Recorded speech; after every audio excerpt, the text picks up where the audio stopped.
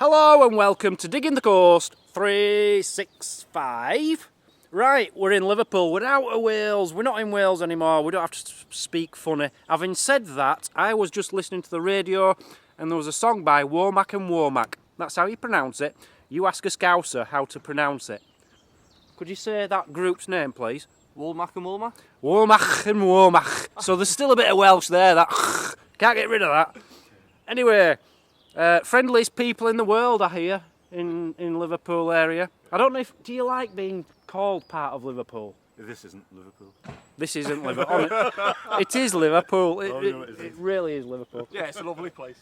Anyway, yes, we're metal detecting in some fields in a minute. But there's quite a lot of history about this place, including this guy. Now, it's a statue, yeah? I'll stand right next to him. Look, I get up to his belly button. This is pretty much a life-size sculpture of a man who was born here in the late 1500s. He died at 45 in about 1623-ish. And this is a life-size sculpture. Now, you don't know any of this, do you? No. Come from here, but they don't know. But We do. there used to be a tree over here. Do you know this? That way. Yeah, by that thatched house. Yeah. Oh, near the lovely, that was lovely that. thatched house down there. Can you see that? That's where he used to live. Yeah. He was that big, his feet used to stick out the window. Yeah, I knew that. I will come into that. You're spoiling my story. Okay, so this giant, John Middleton, 9'3". Now that is bigger than the known Guinness Book of Records tallest guy in the world ever, who was 8'11" and a quarter. God, I'm just so full of facts. Anyway, he lived in there and his feet used to dangle out of the window. He was that tall. He was born here and he died here, age 45. And there used to be a tree there and they sculptured him into the tree trunk. And they took that down in 2012 because it were all diseased and rotten and minging. So that's John Middleton. There's also another interesting thing about this place. God, oh, by the way, what's he known as? The Child of? Hale. The Child of Hale. He's known as the Child of Hale. There's also a pub round the corner called the Child of Hale. It opens at 12 o'clock. I won't meet in these till past. I bet you don't know where I've been. Anyway, whilst we're here, there's also someone else very famous from this place who was on Captain Cook's ship. He was an admiral or something. What were his name? It's on the plaque down there, isn't it? It's on a plaque down there. We don't know his name. Anyway, we're on a boat and he did stuff and he died at Cape Town or Cape Cod or Cape something, I don't know. Not that interested in him, but he met Captain Cook.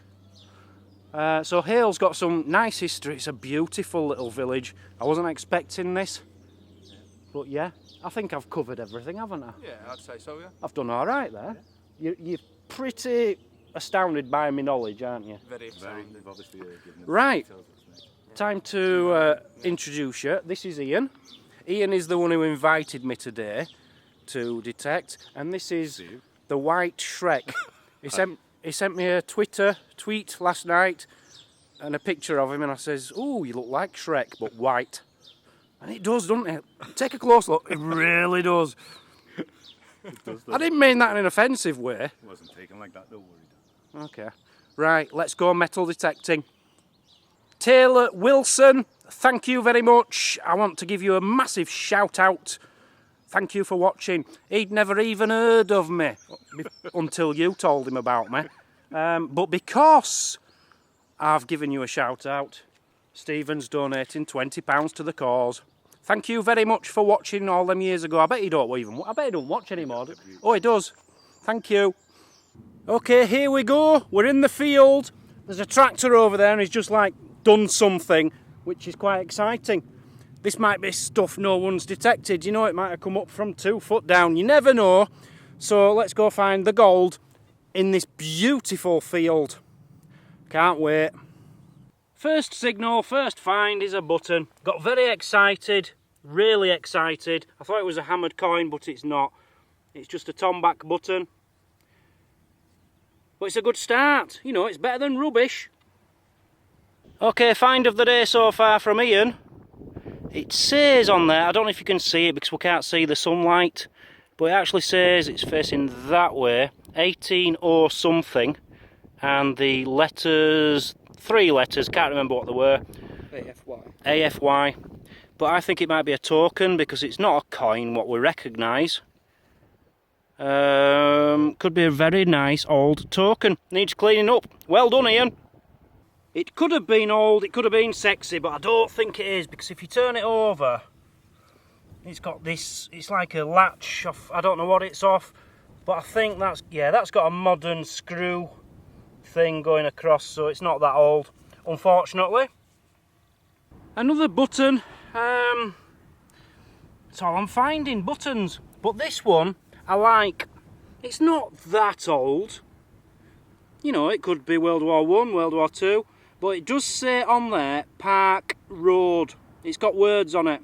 I can't see what it says at the top side of it, but Park Road, Liverpool. I can't wait to go home and research that. We should be able to get some kind of date off it.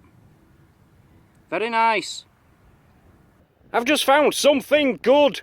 I've just found something really good, but I've no idea what it is. I can't tell you. It's just a blank disc, definitely not a button, and it's got stampings on it. H, and then BG. We thought it was no, it's PG. We thought it was BG, before God, which would make it a lot older than Jesus Christ by probably about 25-30 years, depending on when he met his mother. Anyway, it says PG, so it's not for it's not for adults really, it's more of a kids tokeny thing. Pretty good, but no idea what it is. That's going to bug me forever. Ian just came over and he shouted, We're on it. no you didn't, he shouted, I've just found something good. I think I found something really good. And he has. Look at this. Now, I'm pretty sure it's French. There's no date on it. It does say un, U-N, but I thought it was uno in French, number 1. Or is that Italian? No, or maybe they've changed it over the years. Un centime. Centime is French. And some other little squiggly bits. Can't make them out. And a really good looking guy on there. And it says Republique. I think it's French. Republic of France or something like that. Very old. Possibly 1600s. Because... or early 1700s, because that doesn't look like any coin I've ever seen from the late 1700s, and it looks too old to be 1800s. So that's my guess, late 1600s. What's your guess? 1653. Yeah, pretty much just copied off me. Anyway, great find, Ian. Well done. Winner. Nice one. Something I didn't know until I'd actually met these two guys. They're both policemen. They're both in the police force type of stuff. You know, law and all that stuff, in Liverpool. Now, one of the most dangerous places in the world, and they do all policey things. And I had a pint in the pub before I came. They could have breathalyzed me. I'd have been under the limit, but yeah, they hadn't said anything. In future, anyone who invites me to go metal detecting with them, would you please tell me your occupation? Thank you. Butchers are alright, and bakers. People who work for council, you're alright. As long as you're not a parking attendant. I don't know, policemen? I'll just have to be good. Now this field has been one of the strangest I've ever metal detected. Hardly any perfect signals. It's all scrappy signals. But because that's all you're getting, you dig them. And most of it is pretty much rubbish. There's a few buttons coming out and coiny things. But to get a good signal, I've probably had 2 in an hour. This is one of them. We have a good signal. So I had to turn camera on and do this live, because this is probably something really sexy. Or a piece of shrapnel. Indeed it is.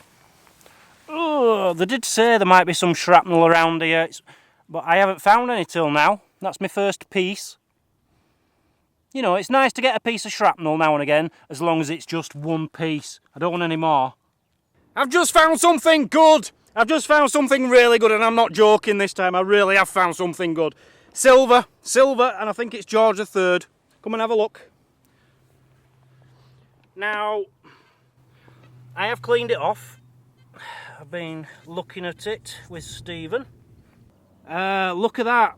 It won't. I'm not cleaning it too much, but it looks like a George III silver, whatever it is. If someone can just clarify that, because he's got that big fat head which faces right, and I'm pretty sure that's George III. Definitely silver. Buzzing, absolutely buzzing, because I haven't had many good signals, but and that was a really bad signal. And I'll tell you why I found it, because I've changed directions. I've been going up and down, up and down. I'm going that way now. That's where all the silver is. Woo-hoo-hoo-hoo! Hello, yeah. Yeah, is that the farmer? Yeah, okay. You've just had a lad in this field, and he's been in the tractor and he's been digging it over. Well, he's stopped at a certain point and he hasn't finished it off and he's gone. I just wondered if you could send him back, please, because I want to dig in that bit, but I want him to go over it first. Dan. Deep Digger Dan. Yeah, the best treasure hunter in the world. Okay, yeah, if you can send him over, because I want to do that bit, but he hasn't finished his job. And if you could just tell him, you know, to speak to me before he knocks off in future. Alright, thank you very much. Bye-bye. Sorted. I want to do that bit because that's where there's some gold. Quick update on the charity. I don't know where we left off, so I'll just run through some names. I'm not going to give amounts. Ben Lambert, Michelle Brown, Nick Kennedy, all these people have donated. Paul Lister, Shilling King Dino, Johnny No Mates, £10. Molly, age 9, my pocket money. Now, I don't know if that's my Molly. My cousin's little Molly, I hope so, bless you. Whichever Molly it is, thank you very much. But you should be on more than £2 if you're 9 years old. You know, you can't get a Big Mac meal for £2, can you? Anyway, Anonymous, Jeff Boone, Wayne, Lisa and the Horrid Kids. Ugh. Anika and Kaj, £100, wow, thank you. PSO, Rob, Lindsay, Jack D, Ian and Artie. Thanks guys, we're now up to £36,702. Fantastic. You're all doing so well. Even, you know, on days where I'm just not, I don't find enough to film to make a good video, so I don't put a video up. You're still donating and it's still coming in. So massive thank you to you all. Please keep the donations coming in. All the links in the description. Go to diggingthecoast.com and click donate. Thank you so much. Right, I'm off now. I need to get back to metal detecting. That's what I'm here for.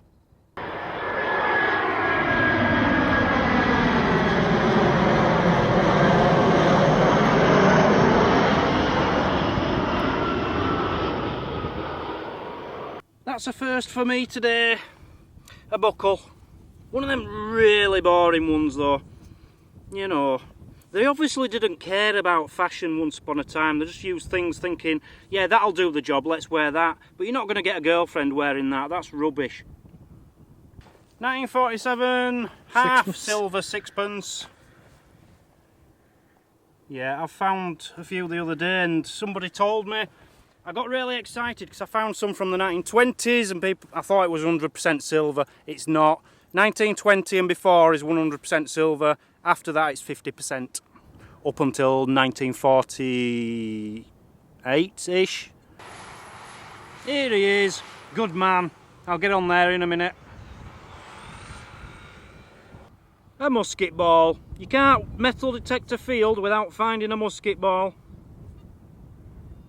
Ian's just pulled this out. It's like a big lead ingot. I've never seen one so well squared off, if you like. No, it's not a square, it's either a rectangle or an oblong. What's the difference between a rectangle and an oblong? Oblong's longer, isn't it? No. It's exactly the same thing. I have no idea. I think if anyone knows the difference between an oblong and a rectangle, if there is a difference, will you please let me know, because I've always wanted to know that. Anyway, yeah, and if anyone can tell us about that, please do, because that is pretty cool. And in this very area, a university came and did a dig. They missed that. Right, we're done for metal detecting. What I'm going to do now is show you a few sites in Wales which I went to in the last day or two, including the smallest church in Britain and the smallest house in Britain. In fact, that's all I'm showing you, but they're very good. You've got to watch this. It's Sunday morning, so I thought cannot think of anywhere better to take you on a Sunday morning than the smallest church in Great Britain. Now, I just drove past up there, drove straight past it. It's that small, I couldn't see it. Came back, I've just parked my car up there, and it's here. This is it. It's the size of a shed. Look at this. How beautiful. The smallest church in Great Britain. Now, it's called, I can't remember, St Trillo's Chapel and St Trillo's Well. There's actually a well under here, a holy well. But this is fantastic. You've got 6 pews, 6 chairs, and there's going to be a service in here in about an hour and a half's time. I wish it was on now. I'd love to see what actually gets said and how many people come. So in 1170 there was a guy called Madog who was a Prince of Wales, Prince of Gwynedd. He was a Prince of Wales, and apparently in 1170 he set sail from here, and you know where he ended up? America. Oh yes, they reckon that he discovered America 300 years before Christopher Columbus. Whether that's true or not, I don't know, but I certainly know that it wasn't Christopher Columbus who discovered America. In fact, nobody discovered America. There were people living there for thousands and thousands of years, God. How dumb are we when it comes to history sometimes? Have you not heard of Native Americans? So that's the church. I just thought, whilst we're passing, have to get the church in on a Sunday morning. Very cool indeed. So I couldn't take you to the smallest church in Great Britain without taking you to the smallest house in Great Britain. It's only about 5 miles down the road. Look at the size of this. Now in 1900 they said it's unfit to be lived in, unsurprisingly. Having said that, it's bigger than my caravan. The town wall, you've got a big wall going around, like a big castle wall. There's a huge castle here, which I'm not going to take you into. I've seen enough castles for a while. But a very impressive castle here as well. But yeah, smallest house. You know, you'd have to duck just to get in there. This is the last site in Wales that I am taking you to. So it's the last time I'll be speaking Welsh. But it's okay because I'm very good at speaking Welsh. It is called the Maen Achfan Cross. There you go. It's about 12.5 foot tall and it's got all spirally bits all over it. That's about all I can tell you. But the spirals, it dates from the year 1000-ish. So it's 1,000 years old plus. And the design is very Scandinavian. Basically, this is proof that the Vikings were in this area all them years ago. They don't know what it's for. They don't know if it's for a burial, to celebrate someone's life, to celebrate an event, or just to look big and hard. It's probably the best spirally stony thing I've ever seen. It comes with an iron railing all the way around it in sage. That isn't quite as old as the cross. It's a bit more modern. Circa 2003, something like that. But yeah, the cross itself is more the attraction than the railing. So I really enjoyed Wales. A shame about the internet connection, that was always a problem. A bit remote in places, and the language got on my nipples, I'll be honest with you. Now it does say that the stone is now under the care of Cadwa. Now, I have to say this, he's nowhere to be seen, this Cadwa fella. He's not doing a very good job. I've just been there 10 minutes.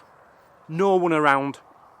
Just got back to my car and I would like to thank Andrew Jones and the team at Metal Detecting Britain. I don't know who Metal Detecting Britain are, but thank you for putting this on my car. Because I can use this now, because honestly, a seagull did this morning. Oh, it's dried on, it's dried on. Look at the state of that. But thank you very much, Andrew Jones. Time for a quick roundup of what we've found. Who's here? Ian's on the right. Ian's, this is Ian's now. I think that's pretty cool, but you don't seem that impressed with it. A nice stirrup there. And something you haven't got on here, which is one of the best finds, I think, is the big lead ingot. I honestly think that's something good. A bit of a pocket watch. That's quite a nice one. I've not found many like that before. A little horse, he didn't tell me about that. Lead horse. And some nice coins. He's got a 1921 half silver sixpence. That one, if someone can let us know what it is, Republic of something. Another sixpence, old halfpenny, we don't know what they are. Oh, an old halfpenny. There it is, the big block of iron, lead. Stephen, what have you got? Not much. 3 coins, a little buckle.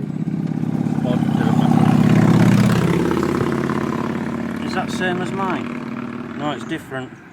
Stephen, yours isn't even worth mentioning, to be honest with you. No. Yeah, not bad, not bad. You know, it's a day out. It's a day out, that's all it is. It's rubbish, but it's a day out. And here's mine. Mine isn't much better apart from these two. That, we don't know what it is, but it's got them little initials on, H's and stuff. Very thin. Sorry? Very thin. Very thin, very thin. But I think it's a token, because if you look at the bottom there, it's got like a line, as if it went in a machine. Yeah. So, don't know. And the bullhead, George III, don't know the date, don't know what coin it is, but I like it. It's silver, so we're happy with that.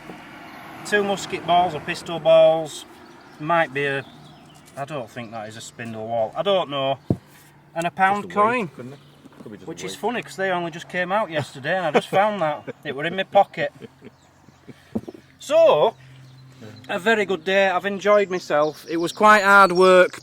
It was a fantastic field to dig in, but it was hard work because every signal were a bit iffy. There weren't very many good signals, but I think we did all right. We enjoyed ourselves, didn't we? Yeah. Oh, yeah. So, thank you very much for inviting me over here. Thanks very much. Hale is a lovely place. You want to get yourself here. It's better than anywhere I've been in Wales. And yeah, we'll leave it at that on Digging the Coast. 3, 6, 5. Thank you all for your donations. Please keep them coming in. You can donate to Rays of Sunshine by clicking on the links in the description or going to diggingthecoast.com and clicking donate.